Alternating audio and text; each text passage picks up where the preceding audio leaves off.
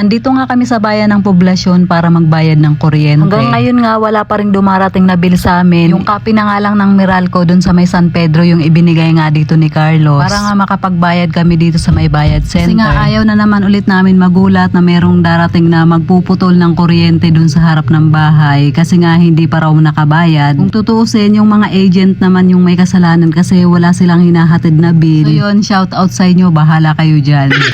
Pagkatapos nga naming magbayad, dito na kami dumiretso sa may housing. Kasi nga bumili rin sila Geraldine ng bigas, then dito na nga rin kami kumain. Wala nga dito yung papa ni Gerald, then sila Gerald naman pupunta siya ng festival kasama niya yung kaibigan niya. Palipas nga lang din muna kami ng oras dito, then pagkatapos nga nun, bumili na rin sila Geraldine ng bigas. Pagkabili nga ng bigas, uuwi na rin kami. Yung cart nga lang nga din yung ginamit namin. Naka-charge din kasi yung e-bike, ginamit nila papunta ng Binyan. Pagkabalik nga namin ng bahay, kinuha ko yung laptop ko kasi may mga inayos ako. Medyo nahirapan nga ako ayusin yung mga ayusin ko kaya nagpatulong din nga ako kay Geraldine. Inabot din nga kami dito ng kulang-kulang 2 oras sa pag-aayos. Pagkatapos nga nag-base na ako ng damit at naglinis ako ng kwarto. Dito sa kwarto ko hindi ko alam, ako lang mag-isa dito pero laging makalat. Lalo na nga yung mga damit ko, hindi ko kasi alam kapag aalis kasi ako, talagang lahat talaga ng mga damit ko hahalungkatin ko bago ako makakuha ng isusuot ko. Kaya yung mga hindi ko napili na damit na isusuot, dito ko na muna siya ipinapatong kung saan-saan. Yun nga kapag may free time na ako, saka ko siya naaayos. Habang nagliligpit nga ako ng mga damit ko, si Geraldine naman, siya yung nagluluto ng ulam namin. Katapos ko nga maglinis, lumabas na ako ng room. Sinigang na buto-buto nga pala yung niluluto ni Geraldine. Gumamit na nga siya ng pressure cooker. Last time kasi nagluto siya, sobrang tigas talaga. Lumalaban talaga yung buto sa amin.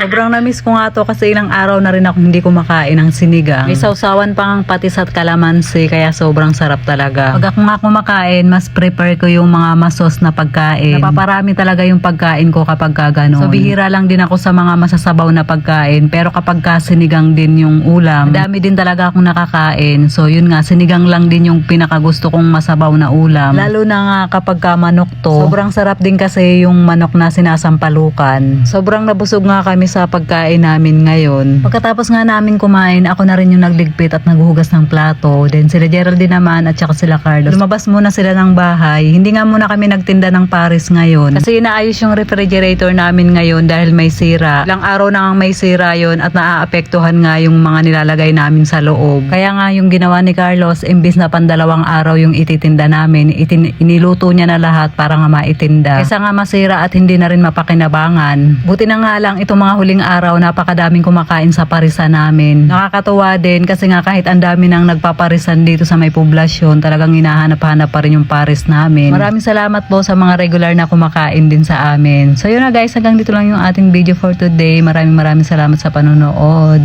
Babush!